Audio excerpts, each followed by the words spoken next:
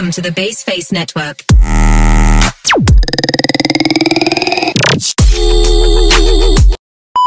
Assalamualaikum warahmatullahi wabarakatuh. Kami kelompok 6 mempresentasikan materi tentang Digital Business Case dan dosen pengampu Bapak Dr. Alfirman, SEMSC. Baiklah, sebelumnya perkenalkan, nama saya Florencia Aurel sebagai moderator dengan anggota kelompok Ahmad Yasin Al-Fadil, Aliska Busmita, Fahmi Al-Rashid, Farice Miranda, Kevin Agustio, Kevin Wirandi, Kemal Razak, Rizky Ridho Ilahi, Yosi Ramadhani, Yuriski, Yoza Marcelino. Happy watching!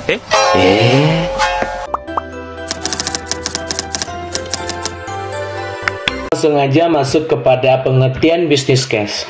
Business case adalah kumpulan dokumen yang menjelaskan bagaimana proses pengambilan keputusan perusahaan dalam tahap awal manajemen proyek. Dokumen ini bisa digunakan ketika perusahaan ingin melakukan beberapa kegiatan yang akan memberikan dampak pada produk, pelanggan, ataupun bisnisnya.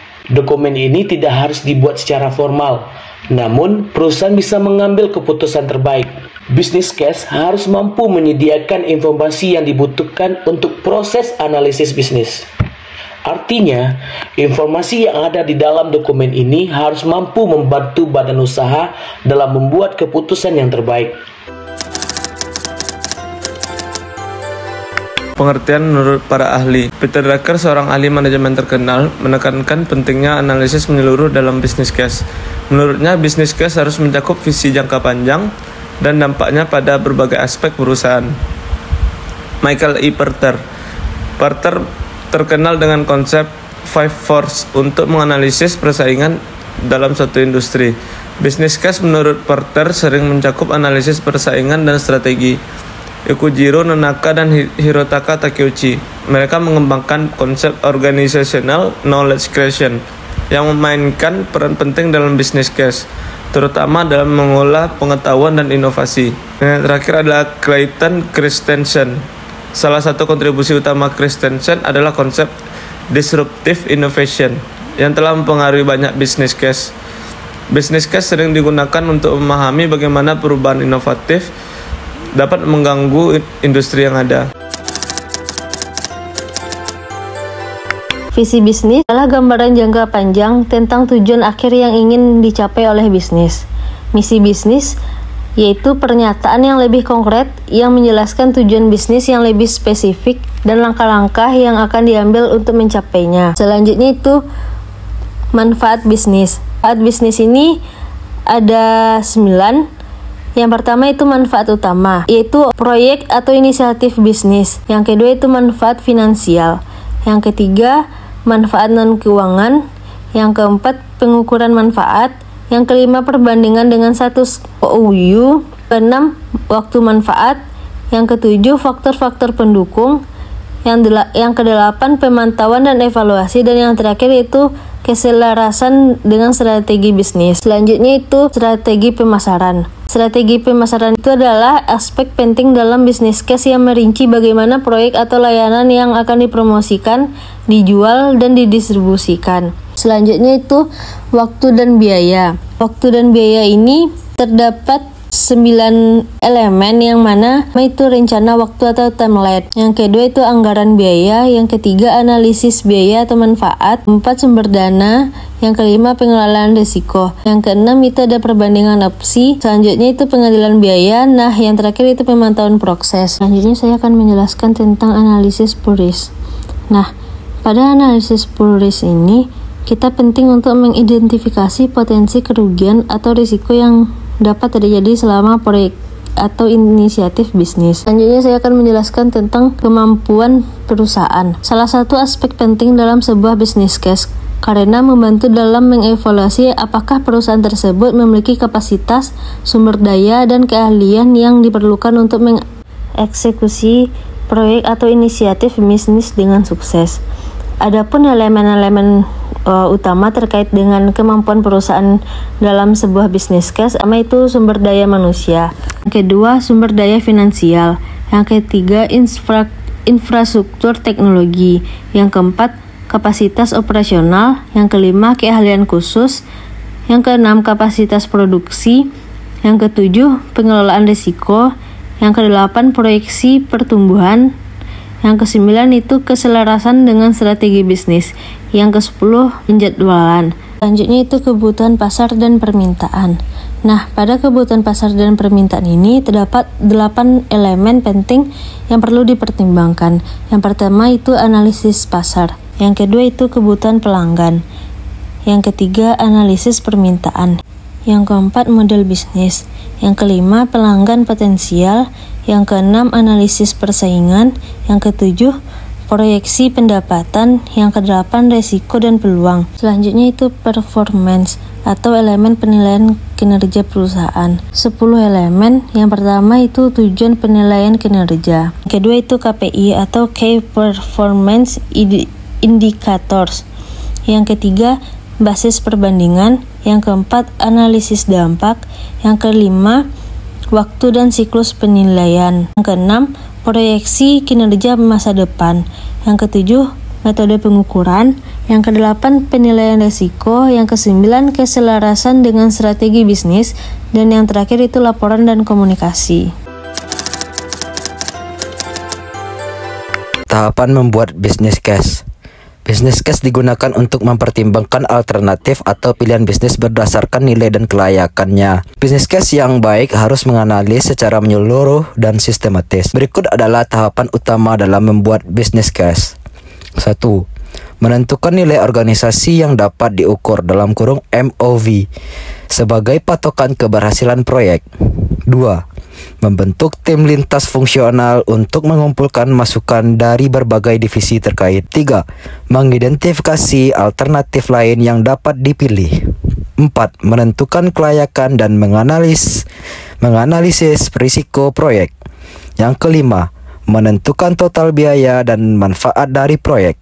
Yang keenam, menganalisis alternatif solusi dan membandingkan biaya manfaatnya.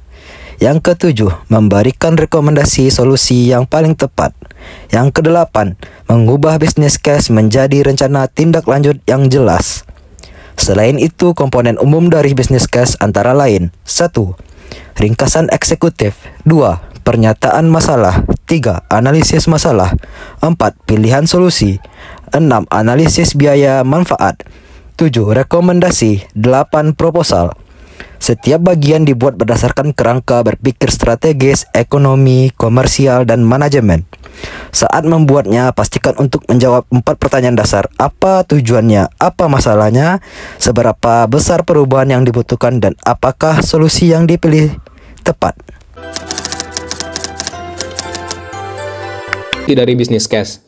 Yang pertama, merumuskan aktivitas dan hasil pengambilan keputusan bisnis terbaik. Bisnis case biasanya berisi analisis rinci tentang proyek atau investasi yang akan dilakukan, termasuk perkiraan biaya, manfaat yang diharapkan, risiko yang terkait, dan alternatif lainnya.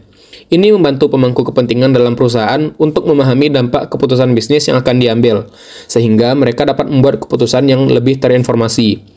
Yang kedua, manajemen risiko bisnis yang mumpuni atau Enterprise Risk Management. Manajemen risiko bisnis dengan Enterprise Risk Management atau ERM memiliki beberapa fungsi penting. Yang pertama yaitu identifikasi risiko bisnis.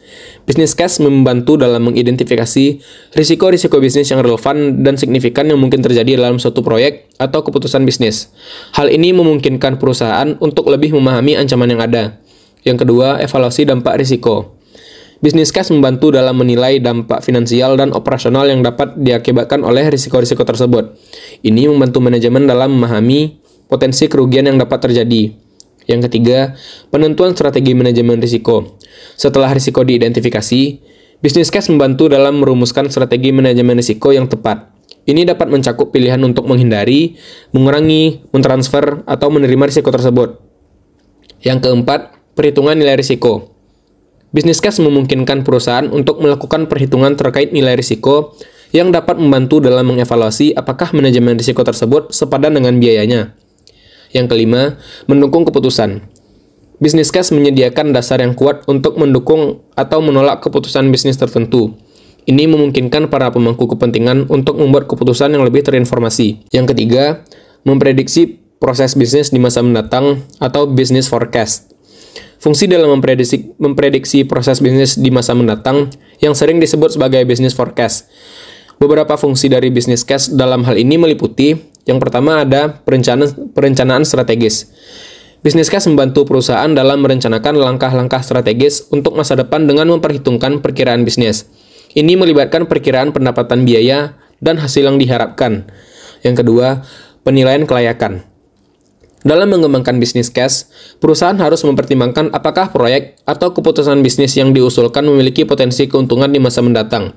Ini mencakup perkiraan penjualan, pertumbuhan pasar, dan peluang bisnis. Yang ketiga, pengelolaan risiko. Bisnis case harus mempertimbangkan berbagai faktor risiko yang dapat mempengaruhi prediksi bisnis di masa depan. Dengan memahami risiko-risiko ini, perusahaan dapat mengambil langkah-langkah untuk mengelola atau menguranginya. Yang keempat, penentuan investasi. Bisnis case membantu perusahaan dalam menilai apakah investasi di suatu proyek atau usaha akan menghasilkan keuntungan yang diinginkan di masa mendatang. Ini melibatkan perhitungan nilai sekarang dan tingkat pengembalian yang diharapkan. Yang kelima, perbandingan alternatif. Bisnis case memungkinkan perbandingan antara berbagai alternatif bisnis atau proyek. Ini membantu dalam menentukan opsi yang paling menguntungkan di masa mendatang. Yang keenam, pengambilan keputusan. Bisnis case yang mencakup bisnis forecast memberikan dasar yang kuat untuk pengambilan keputusan yang terinformasi. Ini membantu manajemen dalam menentukan arah bisnis yang paling sesuai dengan tujuan perusahaan. Jadi, bisnis case yang mencakup bisnis forecast memainkan peran penting dalam perencanaan bisnis jangka panjang dan membantu perusahaan dalam membuat keputusan yang tepat untuk masa depan. Dan untuk yang keempat yaitu mendukung kolaborasi atau kerjasama antar perusahaan. Bisnis case juga dapat berperan dalam mendukung kolaborasi atau kerjasama antar perusahaan, seperti kemitraan atau afiliasi. Beberapa fungsi bisnis case dalam hal ini meliputi yang pertama, pendekatan bisnis bersama. Bisnis case membantu perusahaan untuk merumuskan rencana bisnis yang jelas saat menjalin kemitraan atau afiliasi dengan perusahaan lain. Ini mencakup tujuan bersama, peran masing-masing pihak, dan bagaimana kolaborasi akan menguntungkan kedua belah pihak. Yang kedua, analisis manfaat bersama. Bisnis case akan mengidentifikasi manfaat yang mungkin dihasilkan dari kemitraan atau afiliasi. Ini membantu dalam memastikan bahwa kolaborasi tersebut memberikan nilai tambah bagi semua pihak yang terlibat. Yang ketiga, perencanaan keuangan. Bisnis case akan mencakup proyeksi keuangan yang memperhitungkan kontribusi finansial dari masing-masing pihak. Ini membantu dalam merencanakan anggaran dan alokasi sumber daya.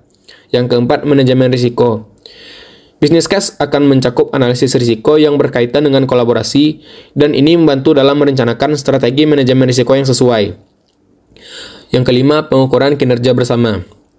Bisnis case akan menentukan metrik dan indikator kerja bersama yang akan digunakan untuk mengukur kesuksesan kolaborasi. Ini memungkinkan untuk memantau dan mengevaluasi dampak kerjasama. Yang keenam, pengambilan keputusan. Bisnis case memberikan dasar yang kuat bagi pemangku kepentingan dalam kedua perusahaan untuk memahami manfaat dan risiko kerjasama. Ini memfasilitasi pengambilan keputusan yang terinformasi. Yang ketujuh, kepatuhan hukum dan regulasi. Bisnis case akan mempertimbangkan aspek hukum dan regulasi yang terkait dengan kolaborasi tersebut untuk memastikan bahwa semua aspeknya sesuai dengan aturan yang berlaku. Jadi, bisnis case berperan penting dalam merencanakan, memahami, dan menjalankan kolaborasi antara perusahaan seperti kemitraan dan afiliasi dengan lebih efektif dan terarah. Struktur dokumen bisnis. Yang pertama, penghambatan biaya. Struktur dokumen bisnis yang berfokus pada penghambatan biaya dapat bervariasi, tergantung pada konteks bisnisnya. Yang kedua, bilangan asli. Dalam konteks dokumen bisnis yang berfokus pada bilangan asli atau topik yang berkaitan dengan bilangan asli, adapun seperti peramalan biaya di awal. Yang ketiga, umpan balik kehidupan nyata. Maksud dari umpan balik kehidupan nyata yaitu struktur dokumen bisnis yang berfokus pada umpan balik dengan pelanggan. Yang keempat, analisis gangguan digital. Analisis gangguan digital atau gangguan siber dalam lingkungan bisnis terdapat mencakup pada gangguan digital atau teknologi. Digital transformation ini terdiri dari 3 bahasan. Yang pertama, kita bahas di mana proses organisasi menggunakan teknologi digital untuk mengubah cara mereka beroperasi, berinteraksi dengan pelanggan, dan mencapai tujuan bisnis mereka. Tujuan utama dari transformasi digital adalah meningkatkan efisiensi, inovasi, dan daya saing organisasi. Kemudian kita masuk pada bahasan yang kedua, yaitu untuk menilai transformasi digital, kita dapat menggunakan berbagai metrik, dan bisa kita gunakan juga Key Performance Indicator, yang biasa disingkat dengan KPI. Berikut beberapa metrik yang dapat digunakan untuk menilai transformasi digital. Yang pertama, nilai seumur hidup pengguna. Yang kedua, kinerja pemasaran masuk. Yang ketiga, kinerja pemasaran keluar. Yang keempat, pengalaman pelanggan. Yang kelima, penetrasi pasar digital. Yang keenam, efisiensi operasional. Yang ketujuh, keamanan siber. Yang kedelapan, inovasi produk dan layanan. Dan yang terakhir, waktu respon layanan pelanggan. Kemudian kita masuk pada bahasan yang ketiga, yaitu delegasi aktivitas transformasi digital kepada karyawan dapat merupakan komponen kunci dari strategi manajemen perubahan organisasi. Berikut adalah langkah-langkah yang bisa digunakan dalam strategi manajemen perubahan. Yang pertama, identifikasi tim transformasi digital. Yang kedua, komunikasi dan pendidikan. Komunikasi visi dan tujuan transformasi digital kepada seluruh organisasi. Dan yang ketiga, penugasan tugas yang sesuai dengan cara identifikasi tugas dan peran yang diperlukan dalam proyek transformasi digital. Yang keempat, pemberian wewenang dengan cara memberikan karyawan wewenang yang cukup dalam pengambilan keputusan serta bertanggung jawab atas apa yang mereka lakukan. Yang kelima, pemantauan dan dukungan. Yang kedelapan, umpan balik pembelajaran. Perlu diingat, untuk menjalankan proses delegasi ini, maka diperlukan pemastian bahwa karyawan yang ditugaskan memiliki dukungan yang diperlukan dan sumber daya yang berhasil dalam tugas mereka. Analisis digital business case untuk e-commerce. Analisis ini melibatkan sejumlah faktor kunci yang perlu dipertimbangkan. Berikut ini beberapa langkah yang dapat diambil. Pertama, identifikasi tujuan bisnis. Tentukan apa yang ingin dicapai dengan toko e-commerce yang dimiliki. Apakah Anda ingin meningkatkan penjualan, memperluas pangsa pasar, atau meningkatkan kesetiaan pelanggan? Kedua, pemahaman pasar. Lakukan analisis pasar untuk memahami tren dan pesaing. Ketiga, identifikasi target audiens dengan tujuan dapat dikenali audiens terhadap produk atau layanan yang dicari. Keempat, pemilihan platform e-commerce. Pilih platform e-commerce yang sesuai dengan kebutuhan. Kelima, desain dan pengalaman pengguna. Pastikan desain situs web menarik dan pengalaman pengguna yang baik adalah kunci kesuksesan e-commerce. 6. Strategi pemasaran digital. Rencanakan strategi pemasaran digital termasuk SEO, iklan PPC, media sosial, dan kampanye email. Analisis ROI dari setiap strategi pemasaran. 7. Analisis kinerja. 8. Keamanan. 9. Layanan pelanggan. 10. Pengembangan bisnis. Lalu memberi peluang untuk mengembangkan bisnis dengan menambah produk baru, memperluas geografis dan kolaborasi. 11. Evaluasi dan koreksi. 12. Analisa biaya dan pendapatan. Dan tujuan memastikan keberlanjutan bisnis. Berikut adalah manfaat dari menggunakan Digital Business Case. Yang pertama, klarifikasi tujuan bisnis. Digital Business Case membantu dalam merinci tujuan bisnis, memahami bagaimana teknologi digital akan mendukungnya, dan mengukur dampak yang diharapkan. Poin yang kedua, penghematan biaya. Mengidentifikasi cara untuk mengurangi biaya melalui efisiensi operasional, otomatisasi, dan penggunaan teknologi digital. Yang ketiga, peningkatan efisiensi. Menerapkan teknologi digital dapat meningkatkan efisiensi proses bisnis, mengurangi waktu siklus, dan meminimalkan kesalahan manusia. Yang keempat, peningkatan daya saing.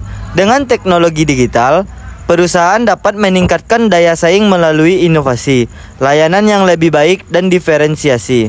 Yang kelima, akses ke data dan analitik. Digital Business Case memungkinkan akses yang lebih baik ke data dan analitik untuk pengambilan keputusan yang lebih baik. Yang keenam, kemampuan skalabilitas. Bisnis digital seringkali lebih mudah untuk disesuaikan dan diperluas sesuai dengan kebutuhan. Dan yang ketujuh, peningkatan layanan pelanggan. Digitalisasi memungkinkan perusahaan memberikan layanan yang lebih baik dan responsif kepada pelanggan.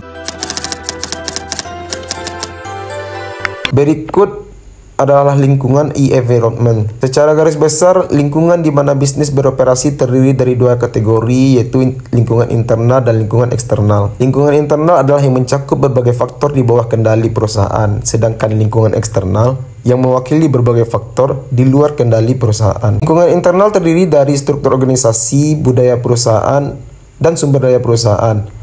Mereka mengendalikan perusahaan, maksud saya perusahaan dapat mengubahnya untuk beradaptasi dengan lingkungan eksternal dan untuk mencapai tujuan. Kemudian lingkungan eksternal, beberapa ahli menawarkan klasifikasi yang berbeda untuk lingkungan eksternal. Lingkungan eksternal ini menjadi 3 tingkatan, yaitu yang pertama lingkungan fisik alami atau natural physical environment. Terdiri dari sumber daya fisik, iklim, dan satwa liar. Mereka adalah lingkungan luar dan mempengaruhi dua lingkungan lainnya, yaitu lingkungan sosial dan lingkungan tugas. Kemudian ada lingkungan sosial atau societal environment, termasuk komponen analisis PESTEL, tetapi tidak termasuk faktor lingkungan. Jadi itu terdiri dari faktor politik, ekonomi, sosial, budaya, dan teknologi. Mengapa mengecualikan faktor lingkungan? Alasannya, setiap perubahan dalam lingkungan alam dapat memiliki implikasi untuk perubahan dalam kebijakan politik dan ekonomi, sosial, budaya, dan teknologi, tetapi tidak sebaliknya. Yang terakhir adalah lingkungan tugas atau task environment, mencakup interaksi antara perusahaan dan para pemangku kepentingannya. Mereka terdiri dari pemerintah, kelompok kepentingan khusus, pelanggan, pesaing, asosiasi perdagangan, serikat pekerja, kreditor, dan masyarakat. Fungsi utama business case dalam menjalankan sebuah proyek yaitu yang pertama justifikasi bisnis. Business case digunakan untuk memberikan alasan yang kuat mengapa proyek ini harus dijalankan. Ini mencakup analisis mengenai manfaat yang diharapkan, biaya yang terlibat, dan dampak positif yang akan dihasilkan. Yang kedua yaitu pengambilan keputusan. Business case membantu para pemangku kepentingan atau stakeholders dalam mengambil keputusan yang tepat terkait proyek. Ini membantu menentukan apakah proyek seharusnya diteruskan, diubah, atau dihentikan. Yang ketiga itu rencana proyek. Dokumen ini membantu dalam merencanakan proyek dengan rinci, termasuk sumber daya yang dibutuhkan, jadwal waktu, dan langkah-langkah pelaksanaan.